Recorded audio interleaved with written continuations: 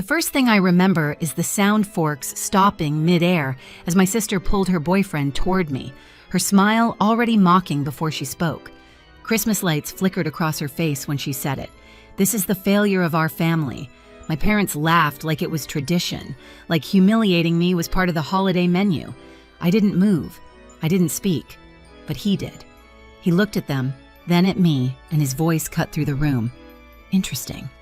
Because she's not the one who's done. And that was the moment everything quietly shifted. My name is Serenity Hale, and for as long as I can remember, I've lived at the edge of every room in my own home. Even as a kid, I learned how to move quietly, how to carry plates without clattering them, how to stand where the light didn't reach, how to leave space for the people my family actually noticed. Most nights, dinner felt like a stage play where everyone else had lines. Lila always sat in the center under the bright chandelier, her plate filled first. Mine was whatever was left when the serving dishes came back around cold vegetables, a broken corner of bread, the smallest piece of chicken. I didn't complain. Complaining only led to Diana's voice, soft but sharp. "Don't be greedy, Serenity." She said it so often it became a kind of rhythm in the house. Richard barely looked in my direction unless something needed fixing. A broken faucet, a late bill, a chore. Lila didn't feel like doing. I was good for tasks, not attention. He called it building character, though somehow Lila never needed the same lessons. She got new clothes, new clubs, new opportunities.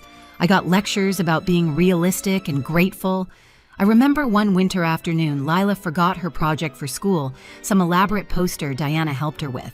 When the teacher called about it, Richard didn't ask Lila why she left it behind. He turned to me instead, irritation ready in his voice.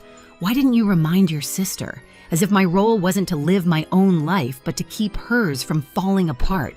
Lila didn't even look guilty. She never did. In our house, guilt was something assigned, not earned.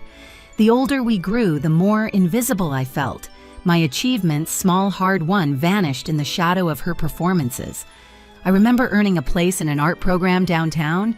I came home with the acceptance letter, heart racing, thinking maybe this time they'd see me. Diana read it in silence before placing it neatly on the counter. "Lila has dance that day," she said, "and we can't be driving all over town." When I didn't respond, she added, "Your mother would want you to be practical." The acceptance letter went into the trash that night. Lila's dance costumes arrived 2 days later. Money disappeared the same way my chances did, quietly. Payments meant for my classes, my savings, my future. Redirected into Lila's needs, new shoes, competition fees, weekend trips. I learned not to ask where my portion went. Asking only made Richard sigh like he was tired of educating me. "We invest where it matters most," he'd say. I always knew what that meant.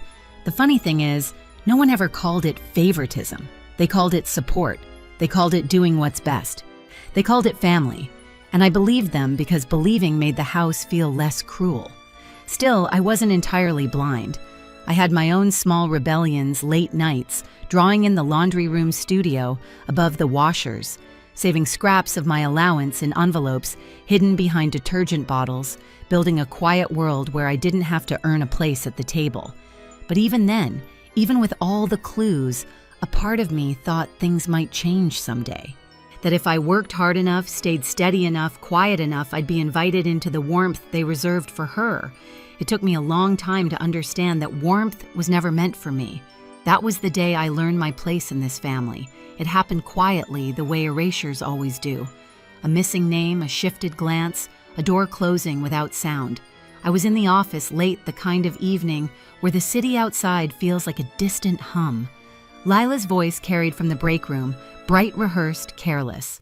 "My sister doesn't have a real career," she said loud enough for laughter to follow. "She just floats around. Adrian only keeps her around out of pity." I didn't step in. I stood behind the half-open conference door, one hand on my laptop bag, breathing through the familiar sting. By the time I walked past them, the conversation had already changed, as if the insult had never existed. But the next morning, the real blow came. My concept file, weeks of work, was gone from the shared folder. In its place was a new version renamed Polished, just enough to look like someone else's idea. Lila's initials sat in the signature line. I stared at the screen longer than I should have. The cursor blinked, patient, indifferent. A soft knock broke the stillness. The intern stepped in, shoulders curled like he was trying to disappear. "I saw her download your file yesterday," he whispered. "She deleted the original." His eyes flicked toward the hallway. I didn't know what to say. I nodded. Not at him, at the pattern, at the cycle so old it felt like part of my bloodstream. I opened the access logs. There it was, her username, the timestamp, the deletion, the upload, clean, intentional. During the afternoon meeting, Lila told the story again. Serenity dropped out of everything when we were younger.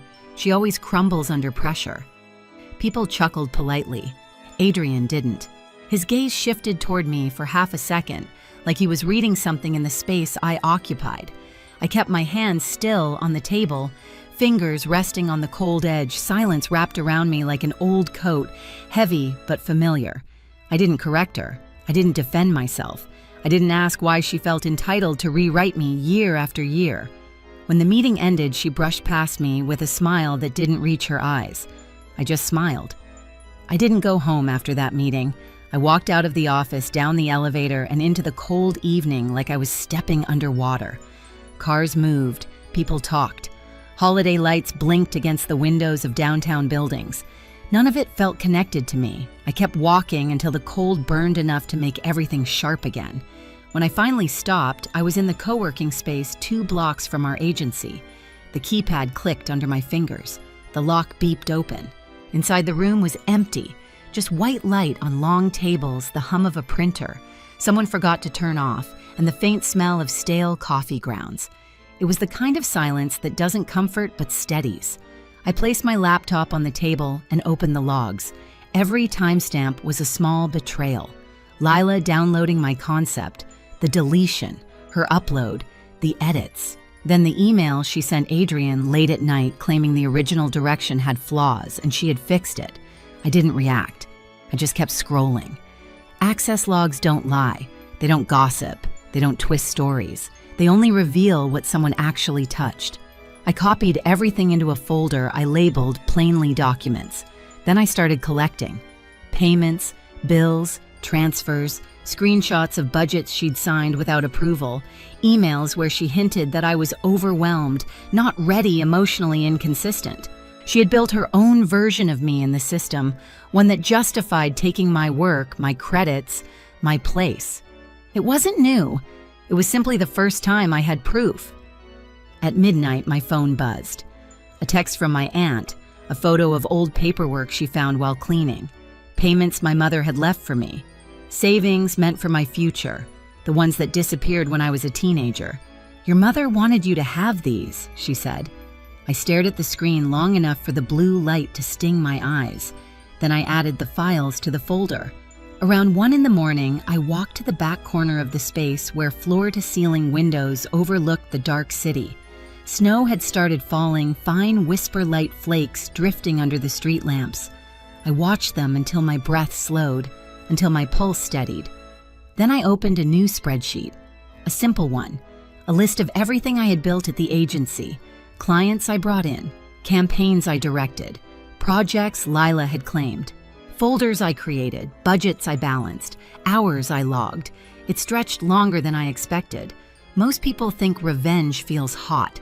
Mine was cold, methodical, a sequence of small administrative actions, typed, saved, filed.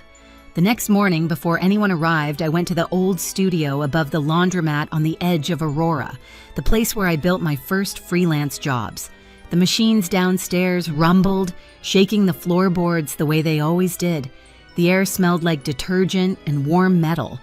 I slid open the storage drawer. My old drives were still there, wrapped in a scarf from years ago. I plugged them in and waited. Folders bloomed on the screen, early sketches, concept drafts, original styles that eventually became the agency's signature tone. All mine. All the seeds Lila grew her reputation from. I took what I needed, not out of spite, but because it was mine to take. When I returned to the office, Adrian was in the conference room, staring at his laptop like he was trying to outrun a headache. He looked up when I walked in. "Sit," he said softly. I did.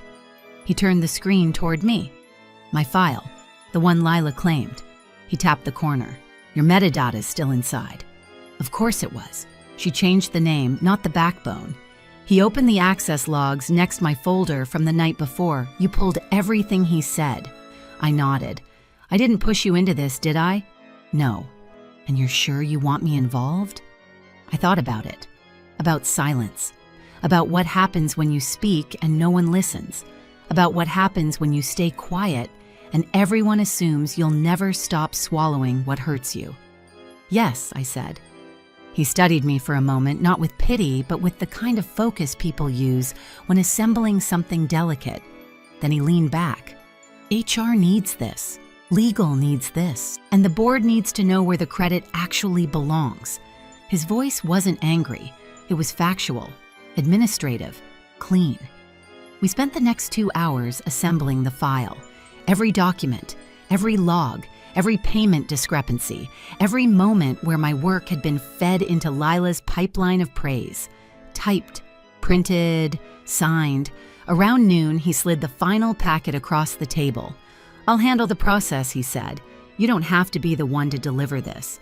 But part of me wanted to, not to confront her, not to explain, not even to win. I wanted to stop being the silent witness to my own erasure. I picked up the packet. The paper felt heavier than it should have. I rested my hand on it, steady and calm. This time, I said, "I won't fix what they've broken." I arrived late on purpose.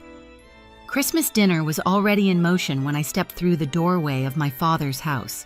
The air was thick with cinnamon-roasted meat and the kind of laughter that sounds rehearsed. Lights glowed too warmly against the cold outside. Every year, this house tried to convince the world it was a home. I stood near the hallway, letting my coat drip meltwater onto the tile. They didn't notice me at first. Lila was busy performing, spinning small stories for distant relatives, retelling successes she hadn't earned, leaning into Adrian's shoulder like she owned the room. He wasn't touching her back the way he usually did. His hand hovered a moment, then dropped. When Richard finally spotted me, he gestured to an empty chair at the far end of the table. "Sit. We've been waiting." His tone implied it was my fault for shifting the picture. Diana's eyes flicked over me, coat, shoes, hair, as if checking for flaws. "Try not to make an entrance," she murmured. I didn't answer. I took the seat at the edge, half-shadowed the way I always had. Dinner resumed. And then inevitably, Lila rose from her chair, pressing a hand to Adrian's arm as if inviting applause. "I want everyone to meet my sister," she said, voice bright. "This," she paused, smiling with practiced sweetness, "is the failure of our family." Richard laughed first. Diana nodded, almost proud of the line. Conversations tapered off into that familiar hush of communal cruelty. The sound was the same one from childhood dinners, the one that told me to stay small, stay quiet, let the moment pass over me. Adrian didn't laugh. He set his fork down with a soft clink. The room stilled around the sound like someone had drawn a curtain across the noise. Christmas music from the kitchen speaker faded into insignificance. He looked at Lila, then at her parents, then slowly at me. "Interesting," he said, voice low and steady, "because you're fired." The sentence landed without force, without theatrics, just truth, placed gently in the center of the table. Lila blinked, confusion flickering across her face. "What we're done," he added. "Effective immediately." A few relatives shifted, unsure whether to pretend they hadn't heard. The silence wrapped itself tightly around the room. Adrian reached for his tablet, swiped once, and connected it to the living room TV. The screen brightened, washing the room in cold light. The first file appeared, the original concept documents. My name embedded in the metadata, then the access logs, time-stamped, unedited. Lila's username glowing beside every action she thought no one would trace. Download, delete, upload, slide after slide documented what she had taken, not just the file, but months of work, client strategy, design drafts.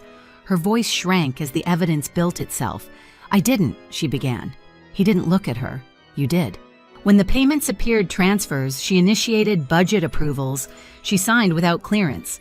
Richard sat back in his chair, face tightening the illusion, finally cracking. Diana opened her mouth, then closed it. She had no script for this.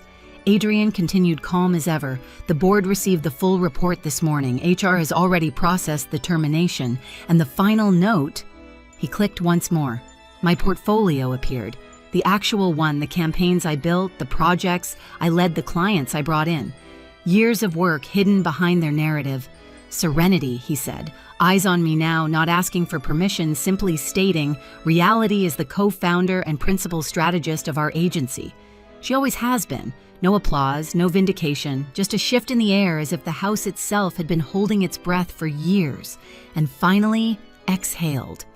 Lila stepped back from the screen like it burned her.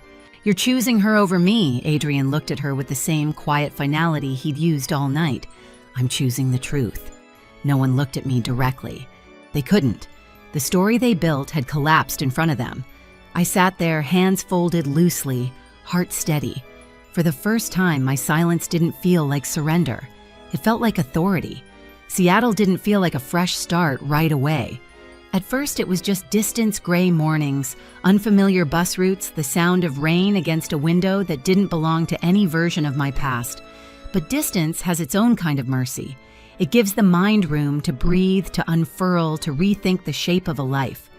My new apartment was small, with clean walls and a single plant I kept near the window. The city outside was quieter than Aurora in winter. No rehearsed laughter, no curated family image, no roles I had to play. Just the steady rhythm of rain tapping softly like it was checking in. Adrian helped set up the new office, not out of obligation, but because he understood the difference between space built for survival and space built for living. We kept things simple: wood desk, soft chair, a few pinned sketches from campaigns that were actually mine. Work felt different here, lighter.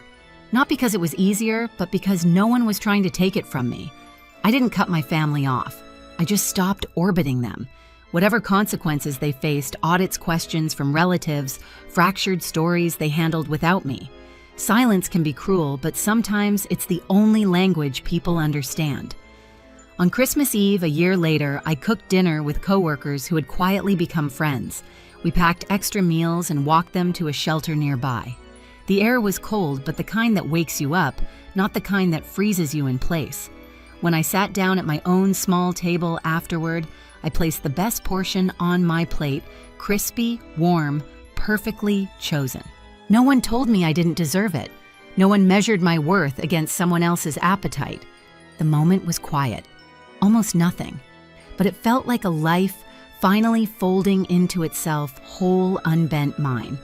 I used to think survival meant staying quiet long enough for someone to finally see me. Now I understand silence differently. It isn't emptiness. It's a door I can choose to open or close, a room no one enters unless I allow it. I stopped asking for a family that only clapped when I failed. And once I stepped away, the noise they made never followed. Wherever this story finds you, may you feel the steadiness of walking toward a life that answers back.